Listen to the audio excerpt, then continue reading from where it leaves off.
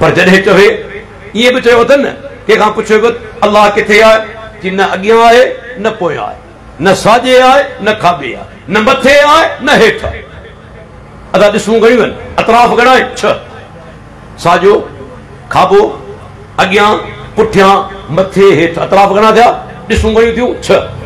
6 ॾिसनि जो नालो वठी चई त न अॻियां आहे न पोयां आहे, न साॼे आहे न खाॿे आहे, न मथे आहे न हेठि आहे। इमाम ज़ाबी लिखे थो त जेको बादशाह जंहिंजे साम्हूं मुनाज़रो थियो शाफ़ी आलिम ऐं हिकिड़े हनफ़ी आलिम जो, जहमिया जो हिकिड़ो माण्हू, हुन सां जॾहिं मुनाज़रो थियो, उन जॾहिं इहो अलाह जो तारीफ़ करायो त हिन चयो मय्यज़ लना बैन हाज़र रब अल्लज़ी तुस्बितहु व बैन अल मादूम। जे रब जो तारीफ़ तो हाणे करायो आहे न, उहो रब ऐं जंहिंजो वजूद ई न हुजे, ॿिन्ही में फ़र्क़ु करे ॾेखार। इहे लफ़्ज़ उन लाइ इस्तेमालु कबा आहिनि जंहिंजो वजूद ई न हुजे।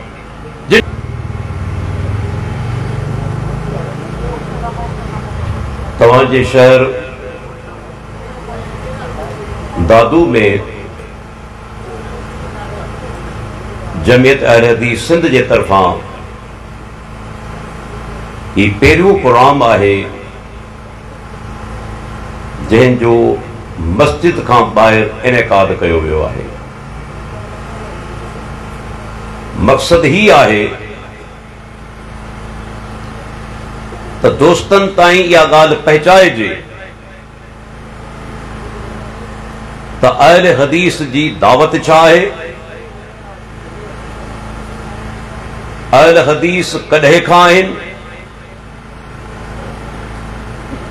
ऐं अहले हदीस छा फ़िरक़े वारित जो नालो आहे, छा अहले हदीस गुस्ताख़ आहिनि।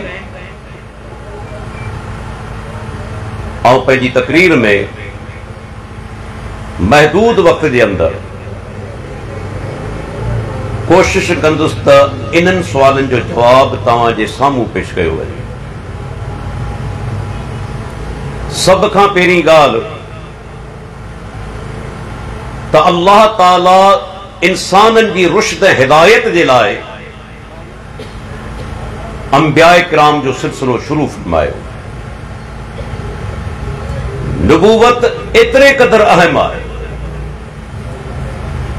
जो रब्बुल आलमीन जेको पहिरियों इंसान पैदा फरमायो सो ई पैगंबर, यानी आदम अलैहिस्सलाम। इहो सिलसिलो हलंदो रहियो। अल्लाह हर क़ौम जे अंदरि पैगंबर मोकिलींदो रहियो। वलक़द बासना फी कुल्ल उम्मतिन रसूलन, तहकीक असां हर उम्मत जे अंदरि, हर क़ौम जे अंदरि पैगंबर मोकिलियो आहे। सिलसिलो जारी रहियो ऐं हिकु ॾींहुं इन सिलसिले जी पुॼाणी थी, ऐं पुॼाणी थी अल्लाह जे आख़िरी ऐं प्यारे पैगंबर मुहम्मद रसूलुल्लाह सल्लल्लाहु अलैहि वसल्लम जे अचण सां। ये अल्लाह ताला खुद कुरान करीम में फरमायो, मा कान मुहम्मदुन अबा अहदिम मिन रिजालिकुम वलाकिन रसूलुल्लाह व खातमन नबिय्यीन। सूरह अहज़ाब। त मुहम्मद सल्लल्लाहु अलैहि वसल्लम अवामा के मर्द जो पीउ न आहे, बल्कि अल्लाह जो रसूल आहे ऐं नबूवत जे सिलसिले खे ख़त्म कंदड़। पाण सुगुरा आया ऐं संदन वफ़ात थी। वफ़ात थियण इन ॻाल्हि जो दलील आहे त दुनिया में जेको बि आयो आहे उनखे मौत अचणो आहे। हिकु हस्ती आहे जेका मौत खां पाक आहे, जंहिंखे मौत न ईंदो, उहो असांजो परवरदिगार, असांजो ख़ालिक ऐं मालिक आहे। फरमाए कुल्लु नफ्सिन ज़ाइक़तुल मौत, हर नफ्स खे मौत जो ज़ाइक़ो चखणो आहे। इन्नक मय्यतुन व इन्नहुम मय्यतून। ऐं मोहम्मद सल्लल्लाहु अलैहि वसल्लम बेशक तव्हां खे मौत अचणो आहे ऐं तव्हां जा जेके मुखालिफ़ आहिनि से बि हिकु ॾींहुं मौत जो शिकार थी वेंदा। हिकु हस्ती आहे जेके मौत कोन्हे, उहो असांजो परवरदिगार पाण वफ़ात करे विया। हाणे सुवाल थो पैदा थी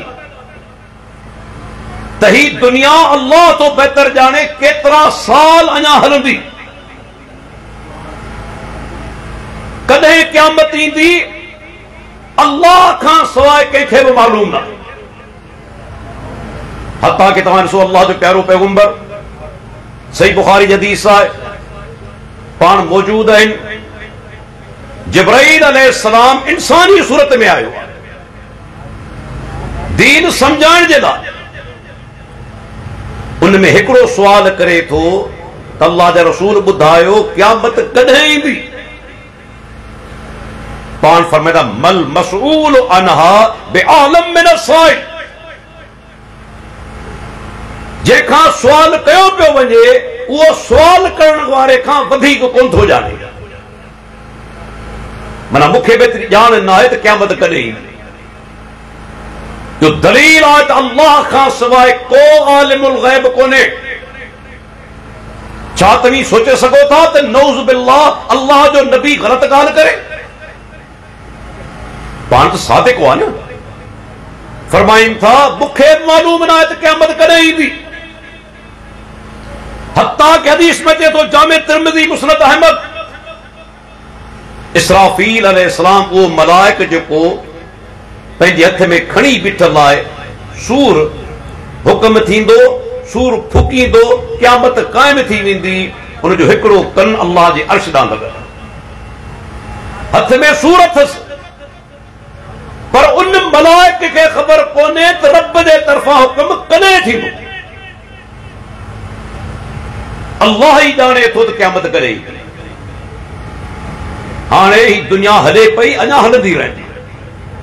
अल्लाह जे नबी जे वफ़ात खे बि 1400 सालनि खां मथे जो अरसो गुज़री चुको आहे, अञा दुनिया हले पई। अल्लाह थो बहितर ॼाणे केतिरा माण्हू ईंदा मरंदा, केतिरा जीअंदा, कॾहिं वञी पुॼाणी थींदी हिन दुनिया जी रब खां सवाइ केर नथो ॼाणे।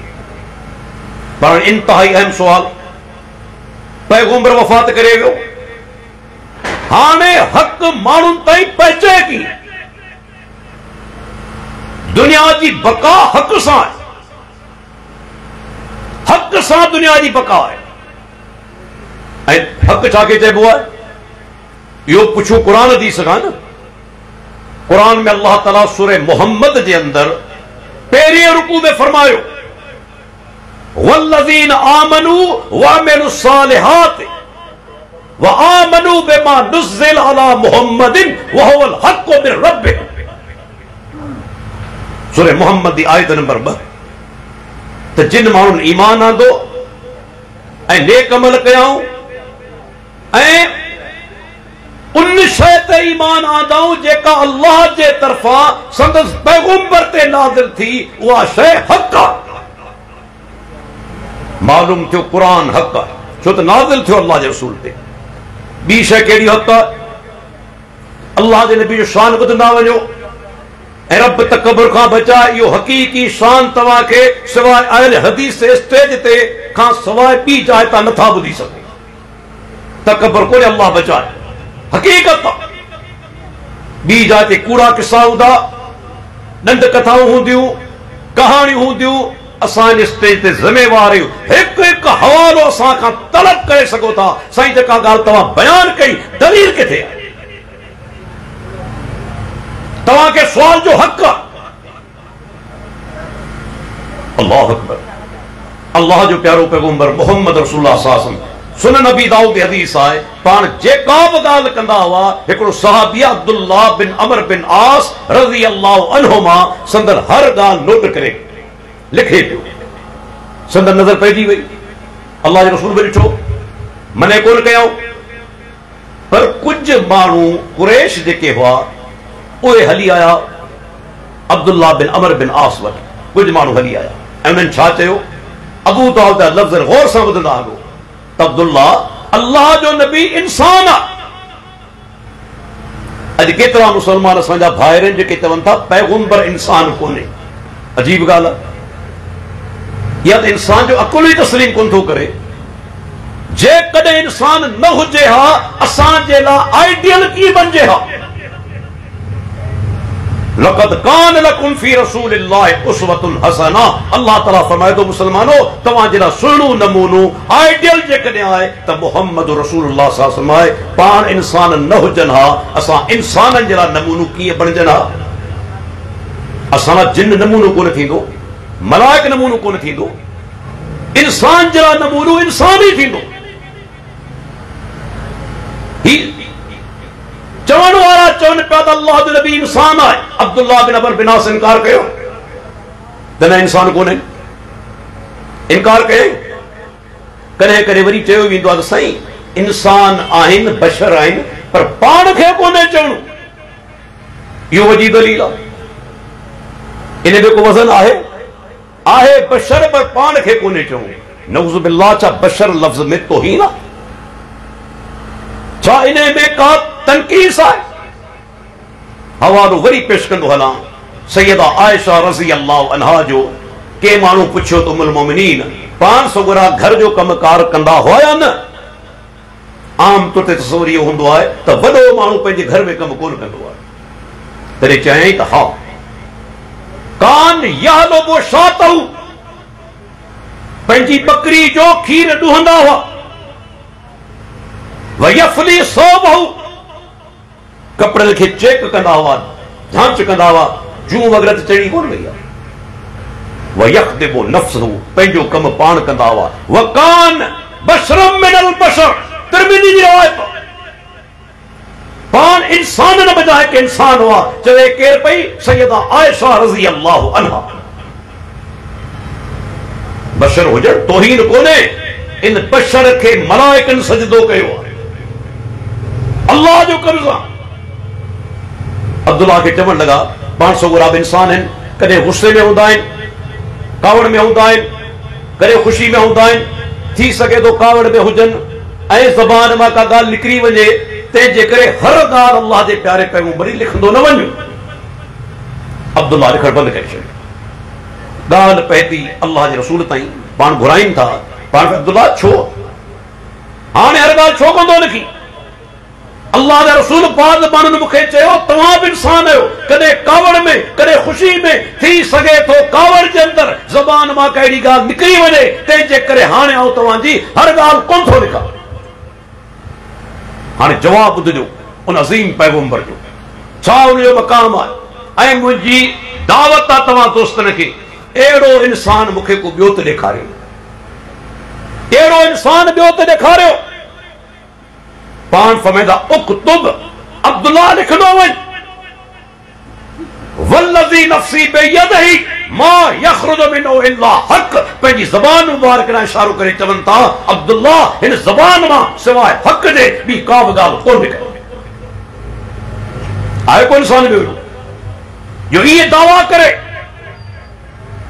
ऐं मिसाल ॾींदो हलां असांजा केतिरा दोस्त जेके हनफी मख़्तलिफ़ फ़िक्र सां तालुक़ रखनि था उन्हनि जे लाइ मिसाल इमाम अबू हनीफा रहमतुल्लाह अलैह। असां इमामनि जी इज़त करियूं था। केर थो चवे गुस्ताखी? केर थो चवे? इहो इल्ज़ाम आहे। असां चऊं था उन्हनि ते रब जूं लखे रहमतूं हुजनि, उन दीन जी ख़िदमत कई आहे। पर हिकु ॻाल्हि उसूल जी आहे, इहे सभु गॾिजी पवनि मुंहिंजे प्यारे पैगंबर जो मुक़ाबिलो नथा करे सघनि।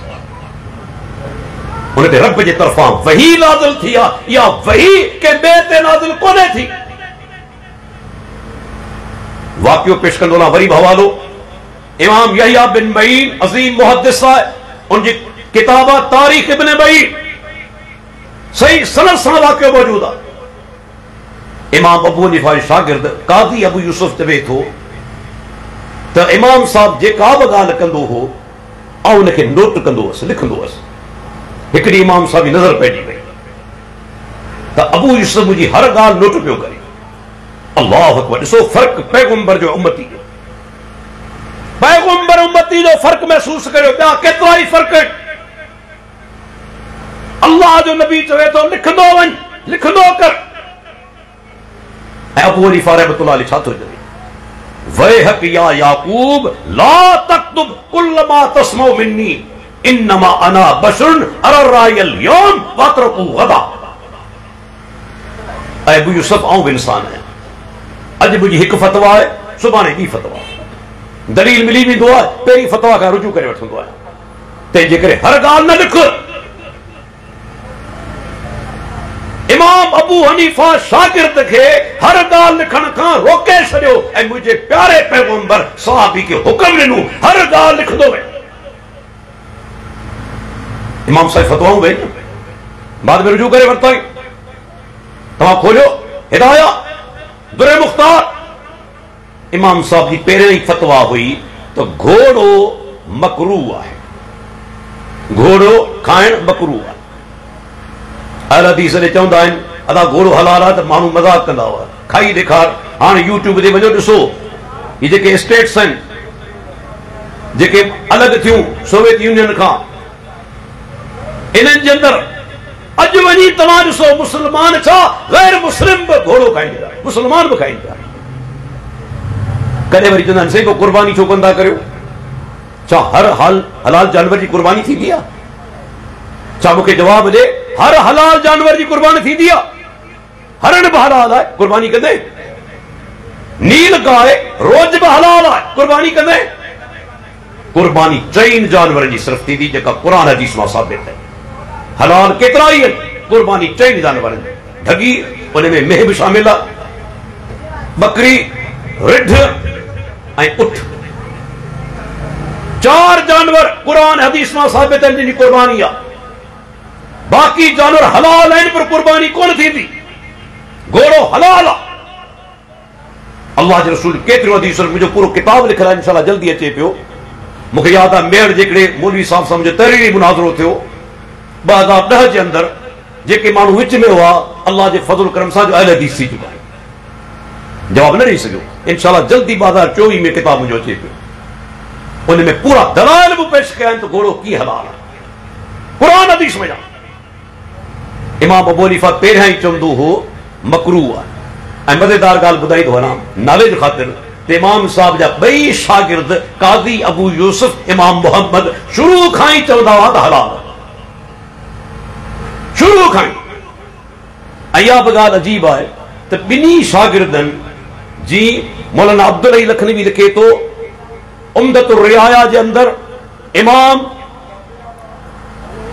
गज़ाली लिखे थो अल मनखूल जे अंदरि, त ॿिन्ही शागिर्दनि पंहिंजे उस्ताद सां 2/3 मसलनि में इख़्तिलाफ़ कयो आहे। 2/3 यानी कंहिं शइ जा 3 हिसा कया वञनि, उन मज़ा 2 हिसा सादन लफ़्ज़ में सिंधी में सम्झायां त जेकॾहिं 100 सैकड़ो त 66 सैकड़ो शागिर्दनि उस्ताद सां इख़्तिलाफ़ कयो आहे। मौलाना अब्दुल हई लखनवी उम्दतुर रिआया मुंहिंजी लाइब्रेरी में मौजूद आहे। माना खुद शागिर्द मुक़ल्लिद कोन हुआ, खुद शागिर्द मुक़ल्लिद कोन हुआ, दलील जा पैरोकार हुआ। ॿई शागिर्द शुरू खां चवंदा हुआ त घोड़ो हलाल आहे, इमाम साहब चवंदो मकरूह आहे। लेकिन बाद में रुजू कयाई दुरे मुख्तार फतावा शामी ऐं वफ़ात खां कुछ ॾींहं अॻु में इमाम अबू हनीफा रहमतुल्लाह अलैह फतवा जारी कई त घोड़ो हलाल। माना दलील जा पैरोकार हो माण्हू, असांखे पैगाम ॾेई विया, तव्हांखे बि दलील मिली वञे। इमाम अबू हनीफा चवंदो इज़ा सहब हदीस फहुव मज़हबी, सही हदीस मिली वञे मुंहिंजो मज़हब आहे, मुंहिंजो कौल जेकॾहिं सही हदीस जे ख़िलाफ़ हुजे उनखे छॾे ॾिजो, सही हदीस खे न छॾिजो। अञा दलील पेश करियां। इमाम अबू हनीफा जो कौल आहे रहमतुल्लाह अलैह जो त जेका शइ वक़्फ़ कबी आहे, वक़्फ़ कबी आहे न, अदा ही प्लाट मस्जिद जे नाले वक़्फ़ आहे, ही प्लाट मदरसे जे नाले वक़्फ़ आहे। इमाम साहब जी फतवा आई त वक़्फ़ जो विकिरो करे सघिजे थो, विकिरो करे सघिजे थो। ऐं हदीस में छा आहे त वक़्फ़ जेका शइ आहे न उनजो विकिरो थींदो, न उहा विरसे में मुंतकिल थींदी, ऐं न उहा हिबात तौर या गिफ्ट में कंहिंखे ॾिबी। 3 शयूं यादि रखिजो, न विरसे में मुंतकिल थींदी, ॿी जेकॾहिं प्लाट को छॾे वियो मस्जिद जे नाले, पुट जे नाले कोन थींदी, वक़्फ़ आहे पुट वारिस कोन थींदो, याद रखी छॾियो। विकिरो बि कोन थींदो ऐं टी शइ हिबा या गिफ्ट करे अतीअ तौर तव्हां नथा ॾेई सघो। हदीस आहे पर इमाम साहिब फतवा चाहे त विकिरो थी सघे। अल्लाह अकबर। हाणे जॾहिं इहा फतवा इमाम अबू यूसुफ ताईं पहुती, इमाम मोहम्मद ताईं पहुती, शागिर्दनि छा चयो? अल्लाह अकबर। फतावा इन जो हवालो ॾींदो नैलुल औतार जो, अल्लामा शौकानी जो किताब आहे नैलुल औतार।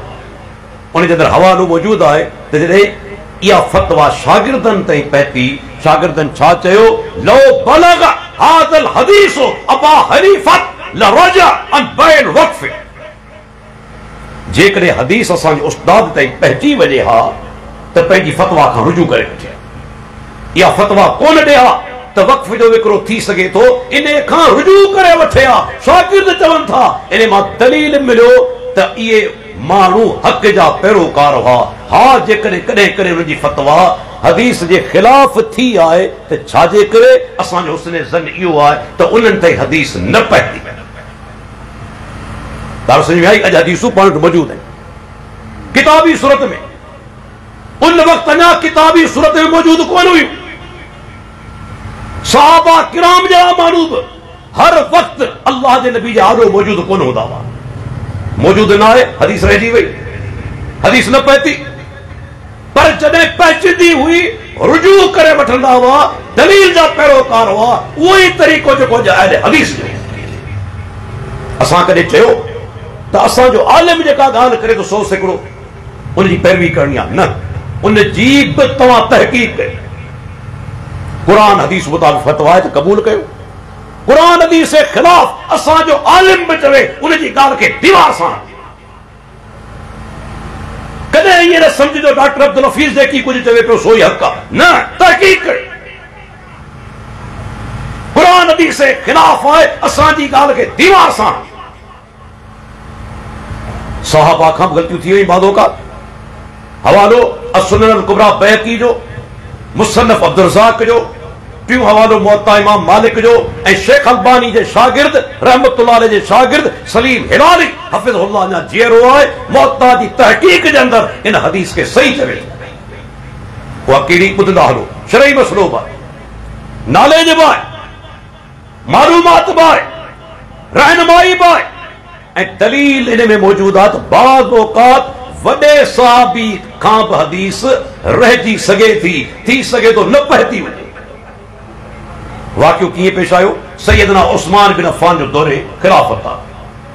हिकिड़े हमरा शादी कई, 6 महीना मस गुज़रिया, ॿार ॼाओ।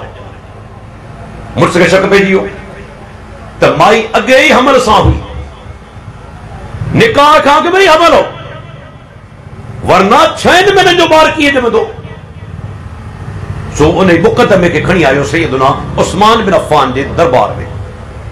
सैयदना उस्मान बिन अफ़्फ़ान ॿुधाईंदो हलां हाफ़िज़ क़ुरान बि आहे, कातिब वही बि आहे, पर सो ग़लती करे वेठो। जॾहिं ॻाल्हि ॿुधाई, ऑर्डर जारी कई त औरत खे संसार करे। हीअ औरत ज़ानिया आहे। 6 महीननि जो हमल कीअं थींदो? निकाह खां 6 महीना बाद ॿार कीअं ॼमंदो? औरत खे संसार करे। तेसि ताईं सैयदना अली बिन अबी तालिब रज़ी अल्लाह जो लख रहमतूं, अज़ीम इंसान, बड़ो आलिम, अॻिते वधियो। चई अमीरुल मोमिनीन तकड़ न करियो। 6 महीननि जो क़ुरान, 6 महीननि जो हमल क़ुरान मां साबित आहे। 6 महीननि जो हमल क़ुरान मां साबित आहे। हिते हिकिड़ो नुक़्तो नोट कंदा हो, कहिड़ो त सहाबा जे अंदरि तकलीद कोन हुई। तकलीद जी माना अखियूं बंदि करे कंहिंजे पोयां हलणु। अमीरुल मोमिनीन खलीफतुल मुस्लिमीन ऑर्डर ॾिनो, सैयदना अली बिन अबी तालिब हुकम जे ॾाढो झुकी पविया न, क़बूल करे हा न, तकलीद करे हा न। बाबा ख़लीफ़े जो हुकम, एतिराज़ वरी छा जो? न, तकलीद कोन हुई, तहक़ीक़ हुई। तकलीद जो उबतर ज़िद एंटोनिम अंग्रेजी में चइबो आहे तहक़ीक़। तकलीद जो ज़िद गैर तकलीद कोन्हे। जी चवंदा आहिनि बाबा ही गैर मुक़ल्लिद आहे। मुक़ल्लिद जो ज़िद मुहक़िक़ आहे। राति जो ज़िद ॾींहुं आहे, दुख जो ज़िद सुख आहे। मुकल्लिद जो जिद गैर मुकल्लिद कोने, मुकल्लिद जो जिद एंटोनिम वो आहे मुहक्किक। पर ये कोन चवंदा, गैर मुकल्लिद चवंदा। तानू ॾियणो आहे न, महणो ॾियणो आहे न, असल लफ़्ज़ इस्तेमाल कोन कंदा, वरना इज़त अफ़ज़ाई बि थिए। सैयदना अली एतराज़ कयो, सैयदना उस्मान कावड़ियो, चयाई अली तू एतराज़ कीअं थो करी, आऊं ख़लीफ़ो आहियां, तू रैयत जो फ़र्ज़ आई न। अल्लाह अकबर, हीअ अज़मत सहाबा जी। छा चयाई, अली दलील पेश कर। ऐं सैयदना अली दलील पेश करे। ॿुधंदा हलो दादू वारो, दीन साखे चइबो आहे? दीन नालो आहे क़ुरान हदीस जो, दीन नालो आहे तहक़ीक़ जो। सैयदना अली रज़ी अल्लाह अन्हु फरमायो त अमीरुल मोमिनीन अल्लाह क़ुरान करीम में एक जाए ते औरत ते हमल जो ऐं थञ प्यारण जो ज़िक्र फरमायो आहे। ये ॿई मुद्दतूं 30 महीना आहिनि। व हमलुहु व फिसालुहु 30 शहरा। क़ुरान आहे औरत जो हमल ऐं थञ प्यारण जी मुद्दत, ये ॿई घणा महीना आहिनि? 30 महीना। साधन लफ़्ज़ में तव्हां खां पुछां, 2.5 साल। 2.5 साल ऐं 30 महीननि में को फ़र्क़ु आहे? साॻी ॻाल्हि आहे न। अल्लाह ताला छा थो फरमाए, थञ प्यारण जी मुद्दत ऐं औरत जी हमल, ॿई मुद्दतूं 30 महीना आहिनि। हाणे सैयदना अली रज़ी अल्लाह अन्हु फरमायो त अमीरुल मोमिनीन अल्लाह ॿी जाइ ते क़ुरान में थञ प्यारण जी मुद्दत अलॻि बयान कई आहे। वल वालिदातु युरज़िन औलादहुन्न हौलैन कामिलैन लिमन अराद अन युतिम्म रज़ाअ। जेके औरतूं मायरूं पंहिंजे ॿारनि खे थञ प्यारण चाहिनि, से पूरा 2 साल प्यारी। 2 सालनि खां मथे थञ कोन्हे प्यारणी। जिसे हाणे ते ॾिसो, अल्लाह थञ प्यारण जी मुद्दत घणा साल बयान कई? 2 साल। 2 सालनि जा घणा महीना थींदा? 24। 24 मां 30 कढो, माइनस करियो, कट करियो, घणा थींदा? 6 महीना। जी ॾिसो, क़ुरान मजाई दलील मिली हो, 6 महीने जो अमल साबित आहे। अल्लाह अकबर, सहाबा जी अज़मत ॾिसो। सैयदना उस्मान कावड़ियो, जिद कयाई कि न अली अल्लाह तोखे जज़ाए ख़ैर अता फरमाए। इन में 2 नुक़्ता मिलिया त सहाबा हक़ जा मुतलाशी हुआ। हक़ मिली वियो फौरन झुकी पवंदा हुआ। ॿी ॻाल्हि तकलीद कोन हुई। टी ॻाल्हि अनाजित कोन हुई। दलील मिलण खां पोइ झुकी पवंदा हुआ। ऐं हिकिड़ी ॿी ॻाल्हि बि साबित थी त हर सहाबी ताईं हर हदीस पहुतल कोन हुई। छो त हर सहाबी हर वक़्तु अल्लाह जे नबी जे साम्हूं मौजूद कोन हूंदो। को जिहाद ते वियल आहे, को तबलीग ते वियल आहे, को कारोबार में आहे। अल्लाह जे नबी हदीस बयान कई, उहा हदीस उन सहाबी ताईं कोन पहुती। अल हदीस उहो ई दलील पेश कई। पाण ना कोन था सघनि, अल्लाह जे रसूल, अल्लाह जे रसूल। माण्हू छा चवंदा आहिनि, साईं नवां आहिनि, अंग्रेज़नि पैदा कयो। आहे इल्ज़ाम असां ते, के पैदा कयो? अंग्रेज़नि पैदा कयो। पहिरियां ई पुछां थो, अहलुल हदीस जी माना छा? अहलुल हदीस जी माना क़ुरान हदीस वारा। इहा ई आहे न, क़ुरान हदीस वारा। इमाम अहमद बिन हंबल खां के सुवाल कयो त साईं असहाबुल हदीस, अहलुल हदीस ये केर है? केर है? इमाम साहब जवाब ॾिनो, मई यस्तामिलुल हदीस, जेको हदीस ते सही माना जे अंदरि अमल करे थो, वो अहलुल हदीस आहे, चाहे अनपढ़ियल छो न हुजे। जेको बि सही माना सां डायरेक्ट हदीस ते अमल करे थो, वो अहलुल हदीस आहे। ऐं जॾहिं खां क़ुरान हदीस अचनि पिया, अहलुल हदीस आहिनि। तूं चवी अंग्रेज़ पैदा कया, ठीकु। हाणे हवालो अहिड़ो पेश करियां थो जेको के मज़हबी माण्हू जो कोन्हे, न्यूट्रल माण्हू जो। सिंध सां तालुक, सखर शहर सां तालुक। नालो रहीम दाद खान मोलाई शहदाई, सखर जो रहवासी। सिंध जी तारीख़ ते उनजो अज़ीम किताब जन्नतु सिंध मुंहिंजे हथ में आहे। जन्नतु सिंध। ही मौलवी कोन्हे, सेकुलर माण्हू आहे। 172 नंबर सफ़े ते लिखे थो त 375 हिजरी यानी 4हीं सदी हिजरी में मंसूरा जे शहर में अरब सयाह बशारी मक़दिसी आए 4हीं सदी हिजरी। अंग्रेज तो हाणे आया हुआ न 1843 में, ही 4हीं सदी हिजरी। अरब सयाह बशारी मक़दिसी आयो, उन जॾहिं हिते जाइदो वरितो तॾहिं चवे थो मुसलमाननि में घणो करे अहल हदीस आहे, जेकॾहिं लफ़्ज़ न हुजनि जेका सदा मूंखे ॾियणु चाहे। मुसलमाननि में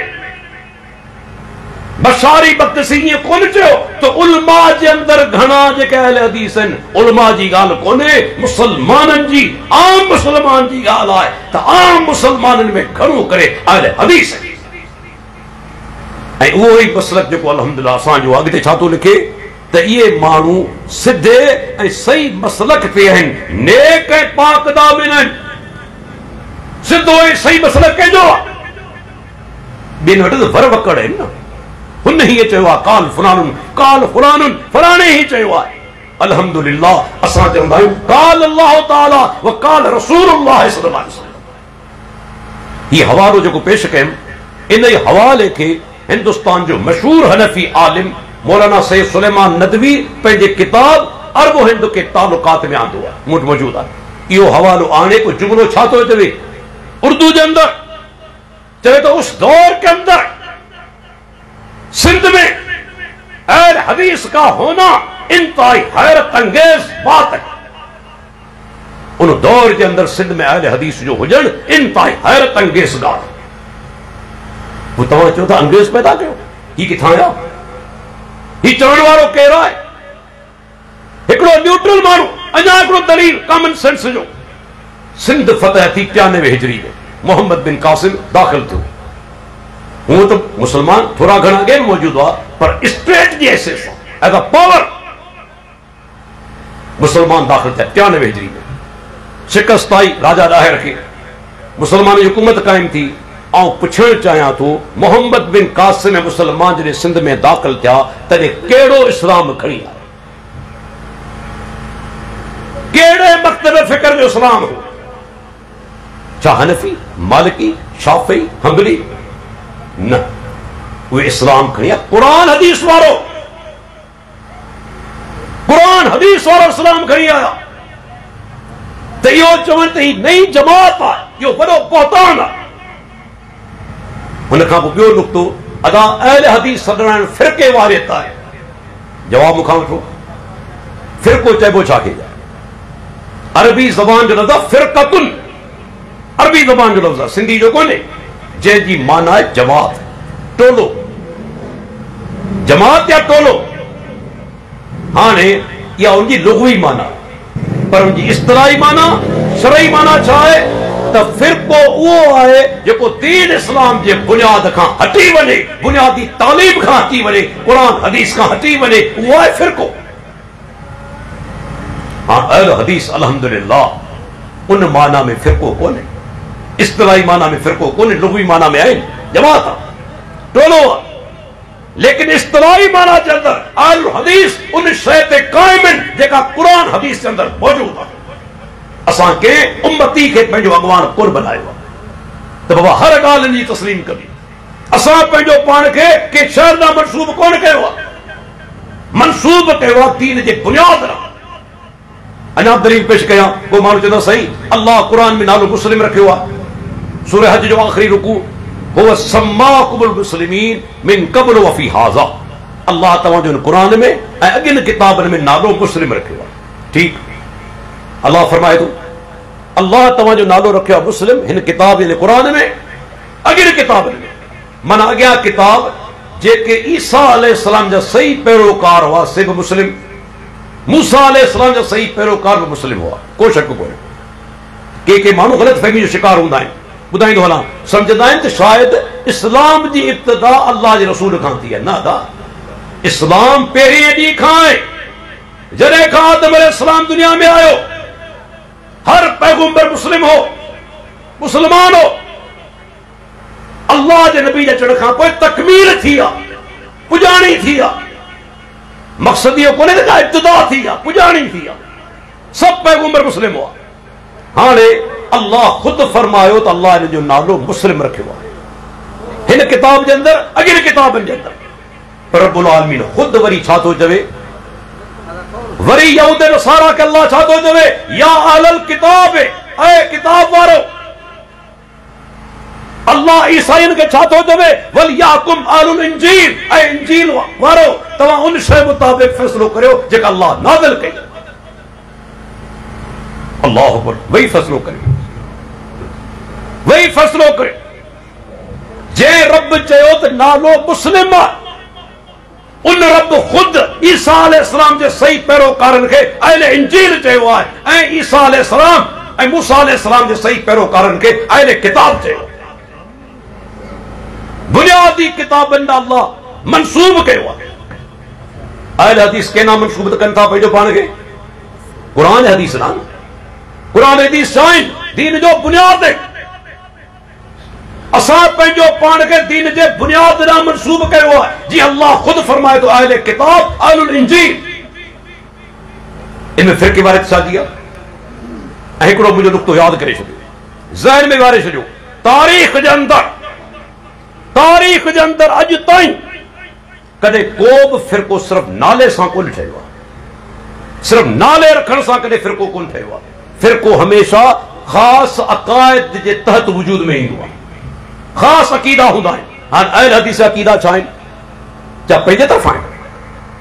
छा असां अकीदा पंहिंजे तरफ़ां ठाहिया आहिनि? अहल हदीस अकीदो वरितो आहे क़ुरान खां, अकीदो पंहिंजो वरितो आहे हदीस खां। तव्हां हिकु अकीदो अहिड़ो असांजो नथा ॿुधाए सघो जेको क़ुरान हदीस जे ख़िलाफ़ हुजे। मुंहिंजो चैलेंज आहे, को हिकिड़ो अकीदो साबित करियो त अहल हदीसो तव्हांजो ही अकीदो क़ुरान हदीस मां वरितल न आहे। ऐं तव्हांजा अकीदा ॿुधाए सघां, तव्हांजा अकीदा जेके क़ुरान हदीस में वरितल कोन्हे। चओ था न अल्लाह हर जाइ ते मौजूद आहे। कंहिं चयो,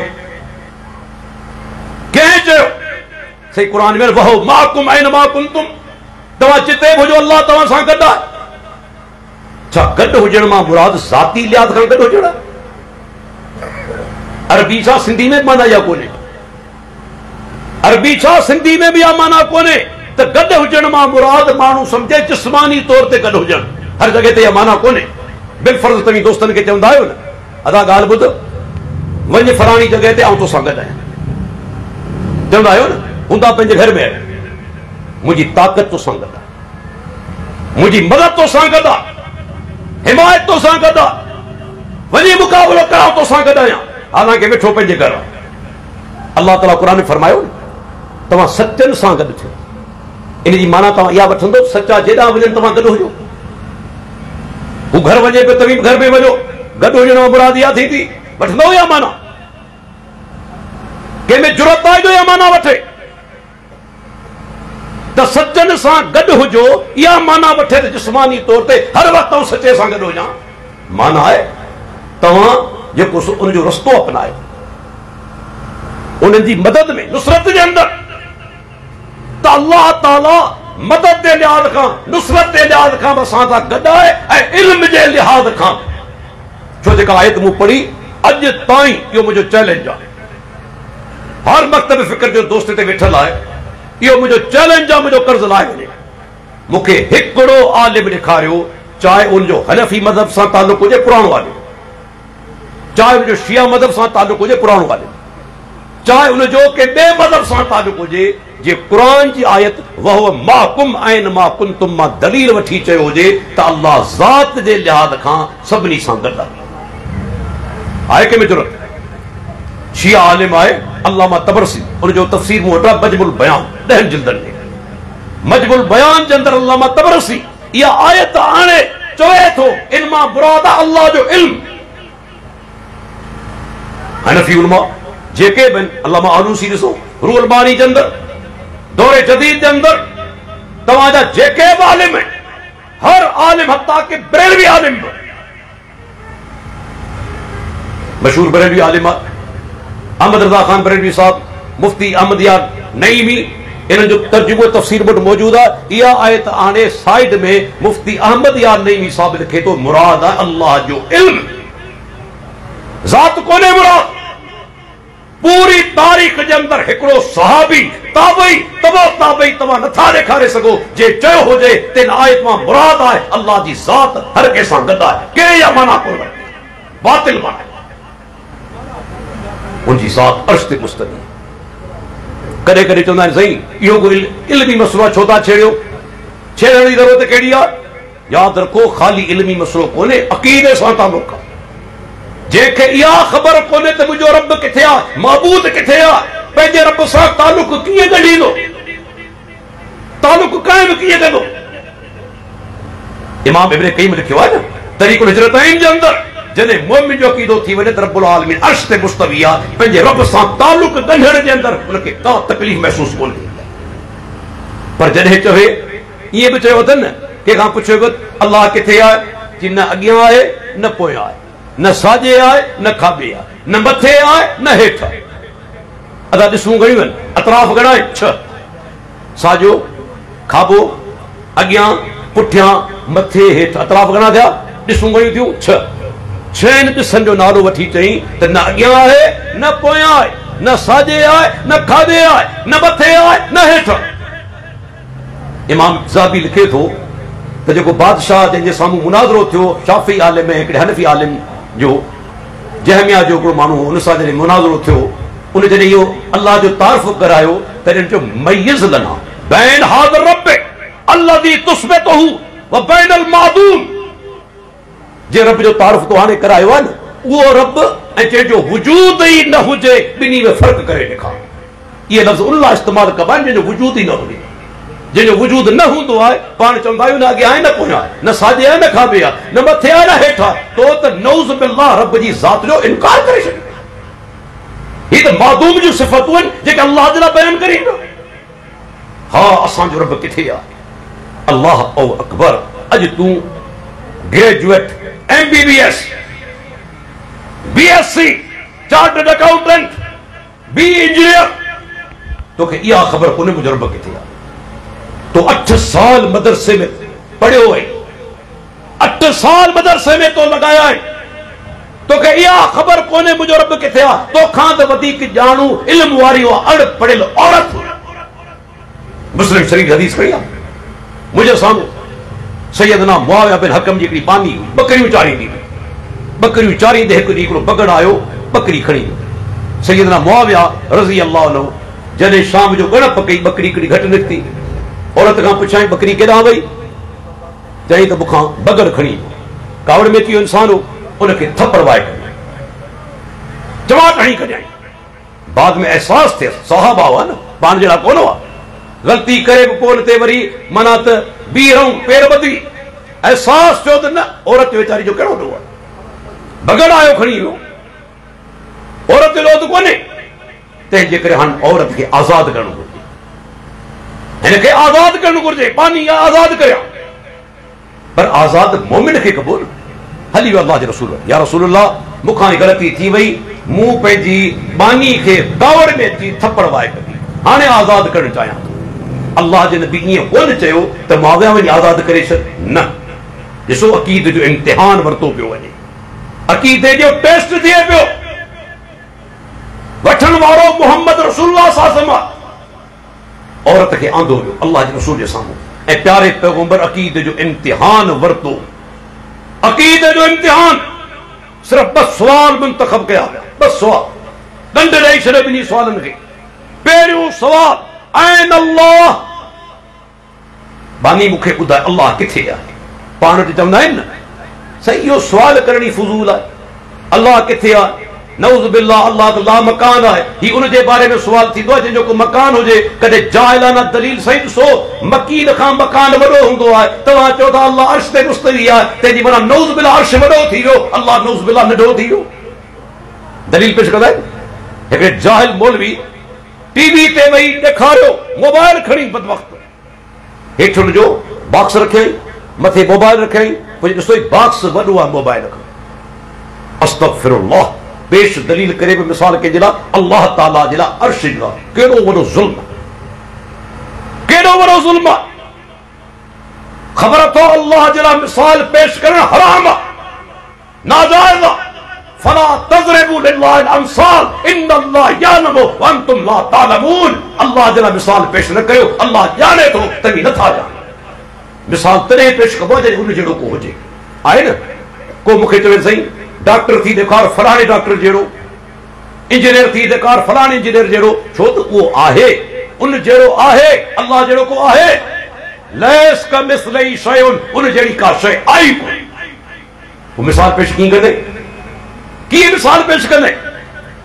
अल्लाह जे लाइ मिसाल ज़ालिम पेश करे पियो, माना हिकिड़ो मोबाइल रखी उन जो बॉक्स रखी। अस्तग़फिरुल्लाह, तूं अल्लाह खे ईअं सम्झो? छा नऊज़ बिल्लाह अल्लाह अर्श जो मोहताज आहे? न, मोहताज कोन्हे। अल्लाह अर्श जो मोहताज कोन्हे, याद रखी छॾियो। हर मखलूक उन जी मोहताज आहे। ऐं ॿी ॻाल्हि, अल्लाह ताला अर्श ते मुस्तवी कीअं आहे, इहो सुवाल करण ई नाजायज़ आहे। न सहाबा कयो, न पाण खे करण जो हक़ आहे, छो त रब जूं जेके सिफ़तूं आहिनि उन जी माना मालूम आहे, कैफ़ियत मालूम न आहे। न अल्लाह ख़ुदि ॿुधाई आहे, न प्यारे पैगंबर ॿुधाई आहे, न असांजो अक़ल पहुची सघे। असांजे अक़ल जी पैच खां परे आहे। हिकिड़ी शइ न ख़िलाफ़ अक़ल, ॿिया मावरा अक़ल। ही शइ अक़ल जी पैच खां परे आहे। तंहिंजे करे इमाम मालिक खां जॾहिं माण्हू पुछियो न अल्लाह अर्श ते मुस्तवी आहे पर कहिड़े तरीक़े सां, इमाम साहब पघर पघर थी वियो। वो पंहिंजो मथो मथे खयाई, चई त यादि रख अल इस्तवाउ मालूमुन वल कैफ़ मजहूल वस्सुआल अनु बिदअतुन वल ईमानु बिही वाजिब। यादि रख अल्लाह जो अर्श ते मुस्तवी हुजण जी माना मालूम आहे।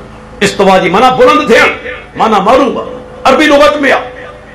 ऐं उनजी कैफ़ियत मजहूल असांखे मालूम कोन्हे। न अल्लाह ॿुधाई, न अल्लाह जे रसूल ॿुधाई। उन जे बारे में सुवाल करणु बिदअत आहे।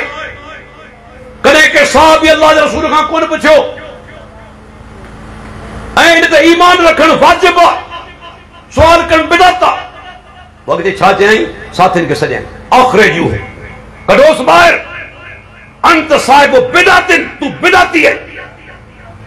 इहा असांजे अफ़्सलाफ़ जी ग़ैरत अक़ीदे जे मामले में यादि रखी छॾियो। मुंहिंजो नुक़्तो अहल हदीसो, जेका बि तंज़ीम तव्हांजे दिल मज़ा अक़ीदे तौहीद जी ग़ैरत ख़त्म करणु चाहे थी, अल्लाह जो कसम तव्हांजी दुश्मन, तव्हांजे सॼणा मोमिन जो सभ खां क़ीमती मता, क़ीमती असास उन जो अक़ीदो आहे, सही अक़ीदो तौहीद। तौहीद जे मामले में कॾहिं नरमी न कबी। ऐं अल्लाह जो कसम खणी चवां त दुनिया नाराज़ थी वञे, असांखे परवाह न आहे। तौहीद खोले बयान कंदासूं। असांखे तव्हांजा वोट न खपनि, न नोट खपनि, न असांजो तालुक अहिड़ी जमात सां आहे जेका राज़ी करे माण्हुनि खे। अंबिया राज़ी कोन कयो। नबी साहब फरमाया, मूंखे उम्मतूं ॾेखारियूं वयूं, हिकिड़ो पैगंबर ॾिठुनि, वलैस माउ अहदुन, उन सां गॾु हिकिड़ो माण्हू गॾु कोन्हे। नऊज़ बिल्लाह, पैगंबर नाकाम कोन थियो, कामयाब आहे। माण्हुनि खे राज़ी कोन कयो। अॼु जहिड़ो तहिड़ो मुल्हूं हज़ारे माण्हू गॾु करे सघे थो, पीर गॾु करे सघे थो, पैगंबर हिकिड़ो माण्हू मुस्लमान न करे सघियो। छो त अक़ीदे ते उन्हनि को समझोतो कोन कयो, खोले बयान कयो। या जमेत अहल हदीस जो मनहज आहे। छो त असीं उन माण्हू जा शागिर्द आहियूं। शेखुल अरब वल अजम सैयद बदियुद्दीन शाह राशिदी रहमतुल्लाह अलैह जे तलवार हो उघाड़ी तौहीद, कॾहिं रिआयत कोन कयई। असीं तौहीद खोले बयान कंदासूं, अक़ीदो खोले बयान कंदासूं। असांखे कंहिंजी परवाह न आहे। के नाराज़ थी वञे, 100 दफ़ा नाराज़ थिए, अल्लाह जो कसम परवाह न आहे। तौहीद त आहे, इहा वथन मां निकिरी बाक़ी रहंदो छा? बाक़ी रहंदो छा? तौहीद बि जेकॾहिं हली वञे, तौहीद छा थी तवे? अल्लाह अर्श ते मुस्तवी, हर जाइ ते कोन्हे, अर्श ते मुस्तवी आहे। इहो अहल हदीस अज़ीम अक़ीदो आहे। असांजो शेख मोहतरम अची चुको आहे पोयां, यकीनन पुराण वॾो थींदो वञे। आख़िरी नुक़्तो बयान करे अहल हदीस मनहज जो वॾो मौज़ू आहे, शॉर्ट करियां थो। अहल हदीस जो हिकिड़ो ॿियो नुक़्तो आहे मनहज जो। असांजी जेका जमात आहे, असांजो जेको प्रोग्राम आहे, उन में मरकज़ी शख़्सियत कहिड़ी आहे, जेका हुज्जत आहे, जंहिंजो अमल ऐं कौल उहो कहिड़ा? मुहम्मद रसूलुल्लाह। इमाम सुफियान बिन उयैना जो कौल आहे, तो इन रसूलुल्लाह सल्लल्लाहु अलैहि वसल्लम हुवल मीज़ानुल अकबर। मुहम्मद रसूलुल्लाह सब खां वॾो मीज़ान आहे, तराज़ू आहे। तुरज़ु अलैहि, उन ते पेश कई वेंदी हर शइ अला खुलुक़िही वसीरतही व हदीही फमा वाफक़हा फवल हक़ वमा ख़ालफ़हा फवल बातिल। हर शइ नबी जे तरीक़े ते पेश कई वेंदी, जेका उन मुताबिक़ हूंदी हक़ आहे, जेका उन जे ख़िलाफ़ आहे सा बातिल आहे। चवण वारो केरु हुजे, वरी अल्लाह मां छो न हुजे, पर पैगंबर जी ज़ात उन जो कौल हुज्जत आहे। अल्लाहु अकबर। करे करे शेख साहब हिकिड़ो हवालो पेश कंदो आहे सही मुस्लिम जो, दिल चाहे थी वो हवालो पेश करे पंहिंजी तकरीर ख़त्म करियां त उन दौर जा काफ़िर जेके हुआ अॼु जे मुसलमाननि खां, सभिनी मुसलमाननि खां न, बाद मुसलमाननि खां वधीक प्यारे पैगंबर खे सुञाणंदा हुआ। प्यारे पैगंबर खे वधीक सुञाणंदा हुआ त संदन हैसियत छा आहे, मोहब्बत जी जो मक़सद छा आहे, ईमान आणण जो मक़सद छा आहे। पाण छोकिरा रवाना थियनि मदीने खां मके 6 हिजरी जो साल, वञनि पिया उमरो करण, 1400 सहाबा गॾु। कुरैश मक्का छा कयो, अल्लाह जे रसूल सहाबा खे रोके छॾियो मके खां ॿाहिरि। हाणे हिते पाण तरसी पिया, हिते हिकिड़ो समझोतो तय थियो, नोवा जेके चइजे पैक्ट, ट्रीटी हिकिड़े क़िस्म जो मुआहिदो थियो, जंग न आहे करणी। सुहैल बिन अमर हली आयो आहे काफ़िरनि जे तरफ़ां, माना सफ़ी जी हैसियत सां मुआहिदो तय थियो। हाणे लिखियो पियो वञे, उन में पहिरीं छा लिखियो त ही मुआहिदो जेको तय थिए पियो, इहो माना हिन में पहिरीं चई अल्लाह जे रसूल लिखायो, लिख बिस्मिल्लाहिर रहमानिर रहीम। सुहैल फौरन एतराज़ कयो त रहमान खे असीं सुञाणो ई कोन था, तंहिंजे करे इहे लफ़्ज़ लिखण कोन ॾींदुसि। बिस्मिक अल्लाहुम्म लिखो, अल्लाह जे नाले सां चओ। पाण फ्रेंड हज़रत अली खे तू लिख इहे लफ़्ज़। वरी अॻिते जुमिलो आयो त ही मके जे जेके माना रवासिन जे दरमियान ऐं मुहम्मद रसूलुल्लाह जे दरमियान मुआहिदो तय थियो आहे। वरी बीह जी न, मुहम्मद रसूलुल्लाह जा लफ़्ज़ लिखण कोन ॾींदासीं। छो? दादू वारो गौर सां ॿुधजो जुमिलो, सुहैल बिन अमर जो सही मुस्लिम जो हवालो चवे तो लो अलिमना ज़ाक लो अलिमना अन्नक रसूलुल्लाह लत्तबाअनाक। जेकॾहिं असीं इहो ॼाणी वठूं त अल्लाह जा रसूल आहियो त पोइ हर सूरत में तव्हांजी पैरवी करणी पवंदी, हर सूरत में पैरवी करणी पवंदी। लत्तबाअनाक ज़रूर तव्हांजी पैरवी करणी पवंदी। हिकिड़े काफ़िर खे बि ख़बर आहे त मुहम्मद रसूलुल्लाह मञण खां पोइ पैरवी खां सवाइ वाह आहे कोन, रस्तो भॼण जो आहे कोन। अॼु असीं कंहिंजी पैरवी पिया करियूं। हदीसूं अचनि थियूं प्यारे पैगंबर जूं, अल्लाह जे रसूल हमेशा रफ़ुल यदैन सां नमाज़ पढ़ी आहे, न अदा मुंहिंजे इमाम कोन कई। अल्लाहु अकबर। प्यारे पैगंबर फरमान आहे, बल्कि संदन सुन्नत आहे जनाज़े नमाज में सूरह फातिहा पढ़ी वञे। बुखारी जी रिवायत अब्दुल्लाह बिन अब्बास खां मरवी आहे, नमाज़ जनाज़ा में कोन पढ़ंदासीं, असांजे इमाम कोन चयो। फजर जी नमाज हले पई, ॿ रकातूं सुन्नत पढ़ूं पिया। अल्लाह जे नबी जो फरमान आहे ला सलात न इज़ा उक़ीमत सलात फला सलात इल्ला मक्तूबा। जॾहिं तकबीर लॻी वञे, इकामत चइजी वञे, का नमाज न आहे सवाइ उन फर्ज़ नमाज जे। हू नमाज़ूं सुन्नतूं पढ़े, पैगंबर चयो नमाज थिए ई कोन्हे। छो? हदीस ग़ैरत करे पियो उम्मतिन जे कौल जे करे। तो नबी खे रसूल मञियो किथे आहे? तूं त सिख उन खां, सुहैल बिन अमर खां। ईमान आणण जो मक़सद आहे पैरवी करणी पवंदी, उन खां सवाइ वाह आहे कोन। अल्लाह ताला खां दुआ आहे दोस्तों, अल्लाह ताला जेसिताईं दुनिया में ज़िंदा रखे असांखे तौहीद सुन्नत ते ज़िंदा रखे। जॾहिं असांजो मौत अचे तौहीद सुन्नत ते अचे। अल्लाह ताला अॼोकी प्रोग्राम असांजे जिन दोस्तनि जो एहतमाम कयो आहे, मोहतरम काशिफ साहब ऐं ॿिया जेके दोस्त आहिनि, इरशाद साहब, कुछ दोस्तनि जा नाला मूंखे यादि न आहिनि, उहे दिलि में माइंड न कनि। अल्लाह ताला तव्हां सभिनी दोस्तनि खे जज़ा ख़ैर अता फरमाए। अल्लाह ताला तव्हां सभिनी जो अचण हिते क़बूल फरमाए। तव्हांजो अचणु असांजो अचणु रब्बुल आलमीन हर विख ते असांखे नेकी अता फरमाए, गुनाह माफ़ फरमाए, असांजा दर्जात बुलंद फरमाए। व आखिरु दावाना अनिल हम्दुलिल्लाहि रब्बिल आलमीन।